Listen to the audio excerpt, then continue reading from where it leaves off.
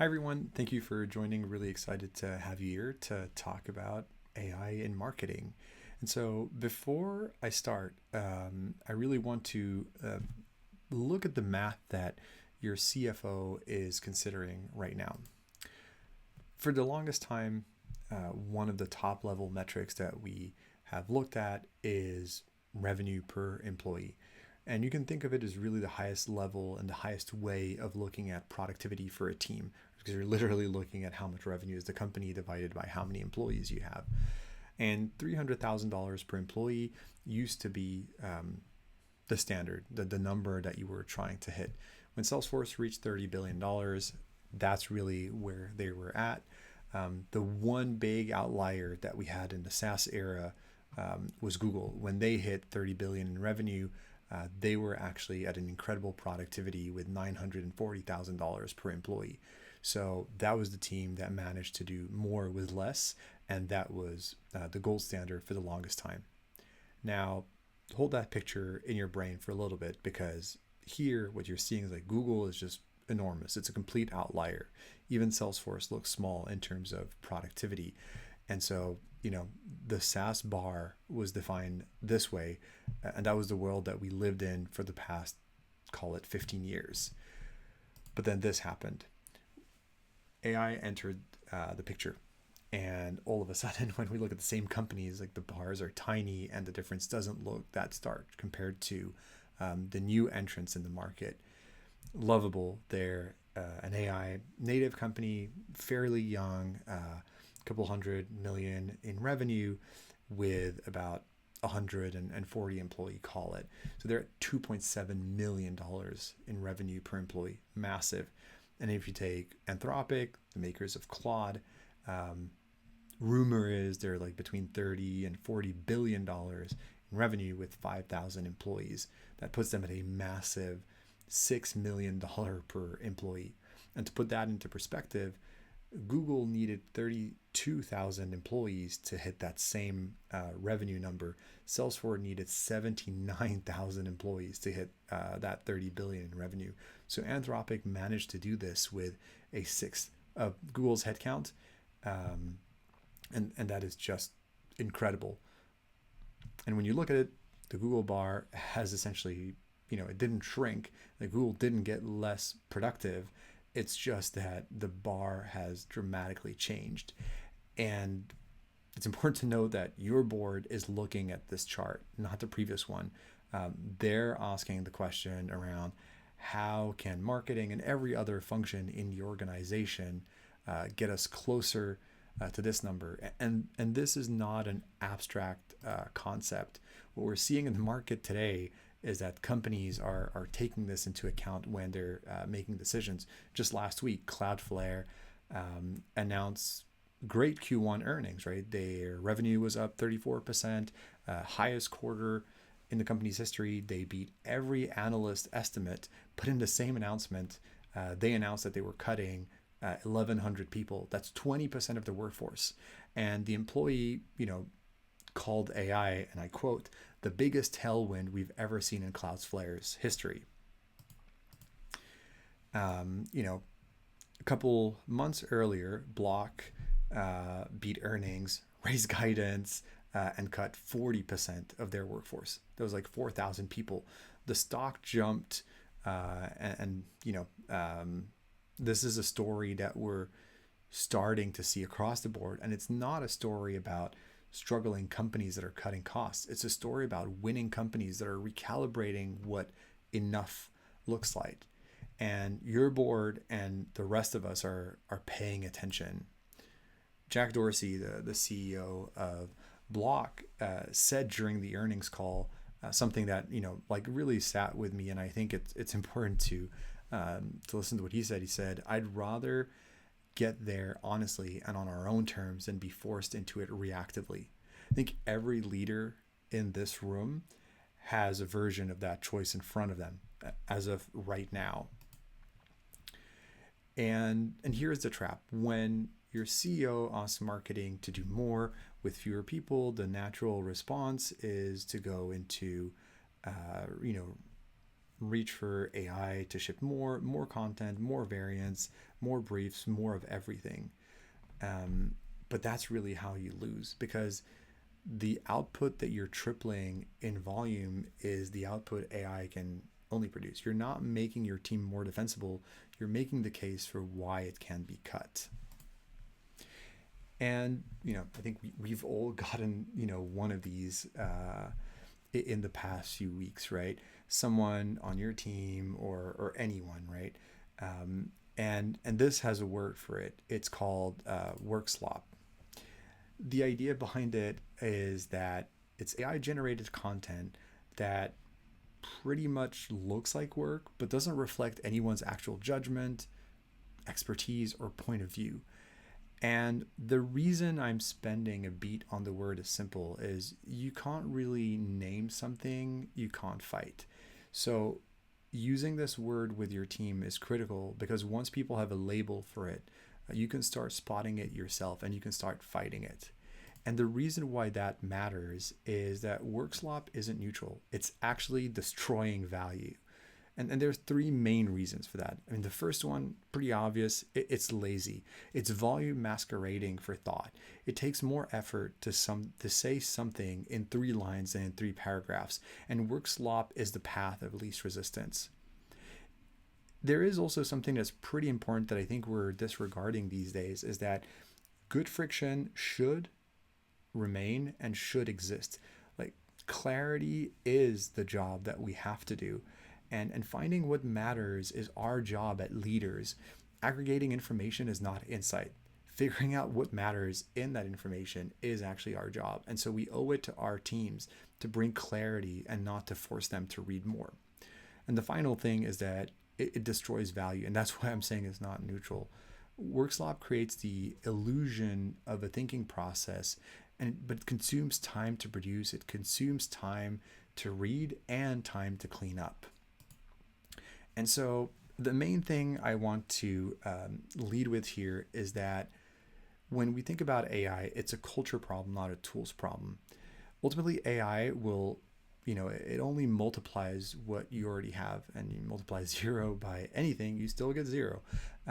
But there are 2 things that are specific about culture that I think are interesting to go back to in the fundamental, right? Culture is essentially a set of shared rituals. It's how we operate, but it's also a shared standard.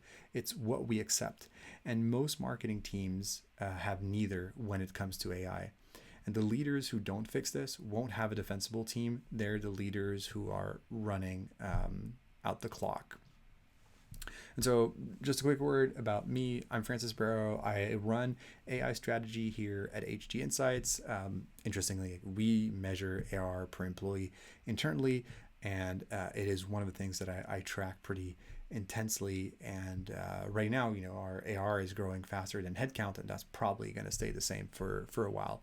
And I've been fortunate enough with HG Insights to be able to work with some amazing marketing and revenue teams out there from Siemens, Microsoft, NTT, Lenovo, and that's given me like a pretty good understanding of what is going on out there and what the different playbooks are to succeed in this new era. And so for the next 20 minutes or so, I'm going to show you what I've seen work, what I've seen not work, and what to do tomorrow morning or on Monday morning so that you can actually leave with something tangible. So let's start with the diagnostic and how to, identify work slop. Like, we've established the stakes. We know what the trap is. And I want to make sure that I give you something tangible so that on Monday you can spot work slop in 5 seconds, because again, if you can't name it, you can't kill it. So a couple of things that are typically from a substance perspective that are kind of tell signs. One of them is that, there's title cases all over the place. That's a pretty interesting one. One that I know a lot of marketers hate is the M dashes, because unfortunately, if you've studied English, you know how to use M dashes. You know that M dashes have their place in our society, but AI has ruined it for everyone. Now, whenever you see M dashes, you can be pretty certain it was written by AI. And then there's a lot of convoluted vocabulary that is used to say things that are pretty straightforward. So those are kind of the like, I guess like, from a form perspective, it tells you that this is AI. But I think beyond this, from a substance perspective, I think there's something more interesting to look for. And the main one is that there's no point of view in these work slop documents, right? It describes a lot of things. They don't really recommend. They're very generic. Like the details are generally more developed than the strategy. I think that's like one of the biggest tell signs for me is like you'll see kind of the minutia described in great details, but then really the strategy and the diagnostic are not present in the document. And so those are kind of like important symptoms to look out for, because for every document that your team is generating and that's hitting your inbox, right, somebody has to read it. And one like very simple recommendation for this is basically you receive one of these documents. If you read it, you close it, and you wait, I don't know, 15 seconds, call it, and then you try to state what is the takeaway from this document. If you're not able to do it, that's pretty clear that this document is not ready, and it's likely some form of work slop. So really, like an important kind of stress test here is, can you state the main takeaway from the document or the material that you're producing? If you cannot, 90% sure it is work slop. And I wanted to use an example that I think all of us and all of you can relate to, right? Especially in marketing. So on the left, we have a meme, one image, 2 lines, and you're probably already smiling, and you'll probably remember this one tomorrow, right? It's catchy, it's edgy. And on the right is like your typical LinkedIn influencer post about marketing. It's like polished. There's like a bunch of bullet points, hashtags. But I can guarantee you, as soon as I move on to the next slide, you'll already have forgotten anything it was saying. And so what's interesting is like both of these got your attention and got your engagement, but only one of them was respectful of your time. And that's because one of them had insight density, right? One of them was put together with a actual point of view that was worth reading. And I like to say this pretty frequently, but in my mind, like volume is the absence of thinking. And so that's why actually putting together a good meme takes a lot of work, because there isn't that much that you can write on it. It's just an image and 2 sentences that have to convey a lot of information. And so it's much easier to get the takeaway from this rather than a long LinkedIn post that just like, spits out a bunch of banalities.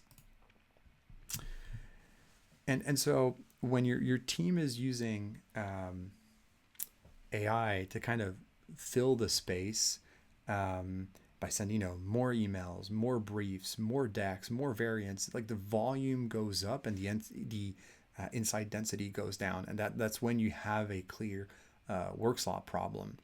And in the world that we described, where everybody is looking at like revenue, like employee productivity, really from a revenue standpoint, we are all being measured by our output per head.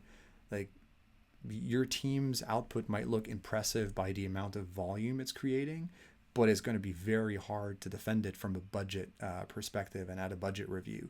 And so I think like you should imagine that your CFO's question is going to be not, what did you ship, but what did your team produce that AI could not have produced alone? And that one I think is like, I know it's nuanced, but it's very important. Like what AI could not produce alone, because like the work slop can be produced with AI alone. And that's the question the rest of this talk is really going to be about. One of the core beliefs I have is that workflows are now IP. And most marketing leaders I meet, when they hear consistency problem, they reach for a tool, a new content platform, a new brand voice generator, a governance layer. But I think that's the wrong instinct. You should treat your AI like a brilliant new hire with no onboarding. They're incredibly smart, they're fast, they're confident. And the moment they touch a brand voice document without a clear standard, they'll produce something that's beautifully written and embarrassingly off-brand. They'll cite a positioning you abandoned 18 months ago, but they'll do it with perfect grammar. And so the leaders that are pulling ahead, or at least that I'm seeing pull ahead, they aren't using better models, right? Everybody has the same models, but what they're doing is that they're treating their best prompts and their workflows as IP, the same category of assets as, the brand voice guidelines, the style guidelines, and your onboarding playbook. When that lives on an individual's laptop, it's a single point of failure. But when it's encoded and embedded, then it actually compounds. And that's why the AI native companies we opened with run at 10 times the efficiency. It's not really better tools, it's encoded judgment. And so this is what it looks like in practice. And so we'll talk about the architecture for how to do this again, so that on Monday morning, you can get together with your team and start working on this. One of the biggest frameworks, or the frameworks that I found the most useful these days, is really thinking about breaking down any job I have to do into a set of atomic tasks that I could outsource to someone. And then for each of these atomic tasks, I asked myself, would I be willing to pay $5 or $500 if I were to outsource this? It's really the idea behind it is that, not every piece of work deserves the same treatment. And, the higher the value of that work, probably the less AI you're going to apply to it. When you think about the $5 tasks, these are really the, inbox triage, writing a meeting summary, calendar logistics, reformatting a deck, adding text, essentially if your team is still doing $5 work manually, that's a tax on their entire time that you can repay tomorrow. But you really need to automate it. Again, if we're thinking of, the sum of the value that they're generating by not outsourcing is really part of the productivity per employee. If all they're doing is $5 tasks, then they're not going to be able to produce enough, right? So we want to make sure that we bring AI to automate this. And at the top, we have really the $500 work. This is work that requires human agency and expertise. It's deciding what the campaign is actually going to be about. Who is the audience? Why are we using this brand voice for them? What is the key insight that's going to make the campaign work? This is really human led. There might be some AI informed, but this is really where your team makes a difference. And then in the middle, you have the $50 work where you might do AI assisted and human reviewed. So it's not fully automated. There's AI in it, and it's not necessarily the best use of your team's time. And so really what we want is to have the team go up that stack. And it's not about, we're using AI. It's really about making sure that you're using AI for the right thing. And the second part that I want to talk about, and something that we've implemented pretty heavily at HG, is creating internal tools. And so we use MCPs that are then connected into Claude to give the team the prompts that they can use and create some repeatability in that. So we kind of have a centralized prompt library. And why this is important is the fact that you can't really manage what you can't see. And so it's really important to be able to track and see what are the prompts that people are using frequently, who are the people that are using them, who are the people who are not, so that we can go check and do more enablement if needed into places where we seem to be missing adoption. So this idea that you could have your typical shared Google Doc of the best prompts and hope that your team is going to go and use them, that generally doesn't work, right? There's going to be 3 copies of that Google Doc. There's going to be an archive v1, archive v2, use this one _. And it also requires that people remember where that Google Doc is in the first place to go get the prompt. So I would say really important to embed this inside of the tools that you're using. So again, this is from our team. Internally, we track every AI workflow that we're delivering to the team. And it's been incredibly helpful to understand what are the workflows that were the most helpful, what are the ones that the team isn't really using necessarily. And then we break down further the ones where we're seeing a lot of adoption to make them simpler or to track them that much better. So again, the reason why this matters, I mentioned it, right, but it's pretty straightforward. A workflow that nobody is running, there's potentially two reasons for that. It's either that it's not valuable, but great, can kill it, or it's that the team, it's too hard to run and the team doesn't really understand how to use it. In that case, enablement or fixing the tool is really critical. And I've seen this happen where we introduce some workflows or some prompts that I think we're expecting the team to be further along the way than they actually were. So we didn't really see the adoption we were hoping for. So we kind of dummied down, if you will, the prompts to make sure that we got adoption, and that helped quite a bit. And then again, if you see usage declining, probably something that warrants investigation. And then for the things where you're seeing steady adoption, like protect, expand, document, all the good things. But the observability really makes sure that your prompts don't decay in silence. And this is really like system thinking around this. Another point that I think is really critical to think about, and this is the kind of the third move in here, is when a lot of people hear AI productivity, the instinct is to remove friction everywhere. It's like, oh, whatever is friction in the company, let's remove it. And I think there are two types of friction, right? There's bad friction that we definitely want to kill, like bureaucracy, approval chains, blah, blah. Like tools can kill it. Great, let's kill it. But then there's like good friction, right? The judgment moment before you send an email, like making sure that that there's a review that catches an off-brand draft before it ships. Like that's the kind of friction that should be protected. And what that leads me to is a parallel with the movie Armageddon. I love using this one because if you've forgotten the plot, pretty straightforward. There's an asteroid about to hit the Earth. NASA decides that we're going to drill a hole in it and that's going to save humanity. So what happens is that they decide to take a team of oil rig construction workers and train them to be astronauts in 2 weeks to send them into space and save the planet. Awesome. That works in movies, doesn't work in real life, right?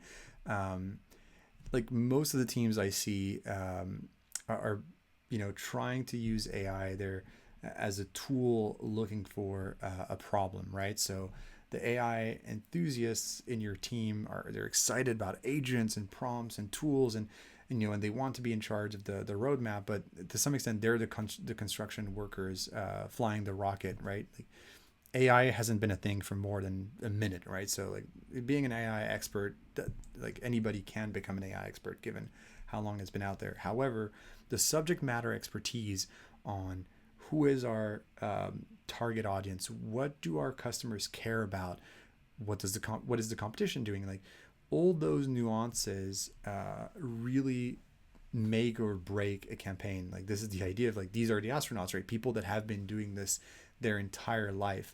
And my recommendation is just always put that person in charge of the steering wheel because they understand the customer, they understand what kind of campaigns are working, and then you can have the AI enthusiast run the execution.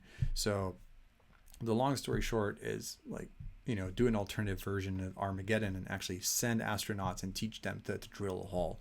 You'll figure out that that's actually simpler than teaching a construction worker to become an astronaut. And the last part, this is like a pretty critical one, but this is what I meant with, the hammer looking for a nail that AI people are, and I'm one of them, right? I love AI, and sometimes like we have to remind ourselves that just because we can automate it doesn't mean we should. I think that there's a lot of people that are using AI, unfortunately, to do more of the things that we shouldn't be doing in the first place, rather than freeing up time to do the things that we haven't been doing that actually matter. And yeah, there isn't necessarily any other way than getting your hands dirty and doing the work to see how to do this. And that leads me to the last part, really what I recommend you do with your team, which is pair marketing. It's borrowed from software engineering, and the idea is essentially like collaboration. So highly recommend you take one subject matter expert, one AI person, you define one piece of work to do. It could be producing content, it could be creating a brand asset, doesn't really matter, and have them collaborate on this. And what they'll actually end up doing, right, is like these two people will, they'll look at the work. Because they're complementary, they'll probably break down the work into different ways of doing it. I would say, like take 90 minutes for this. Like this doesn't need to be like really, really complicated. It doesn't need to be very long. It's more of the working exercise. And like during those 19 minutes, this is like, again, like, by the way, it's a working session. It's not just a meeting, right? You want these two to sit together and to break down for that piece of work, what are the micro tasks and how do they break into $5, $50, and $500? And then they can build the automation for the $5 elements and use the AI Inform for the $500. And you want the subject matter expert to enforce the standard in real time of, this is ready or not ready to go in front of a customer. The most important part in all of this is actually there's a third person, and that's you. As a leader, this is like the most important part of your job. Like as we're going through this AI transformation, it is absolutely critical that you are in the room and you're not running it, you're watching and you're constantly asking, okay, like what's the one takeaway? Like, candidates get drafted. Like this is a cultural mechanism. Like the standard your team will operate to is the one they see you accept, right? So you have to push back on work slop. You have to identify work slop.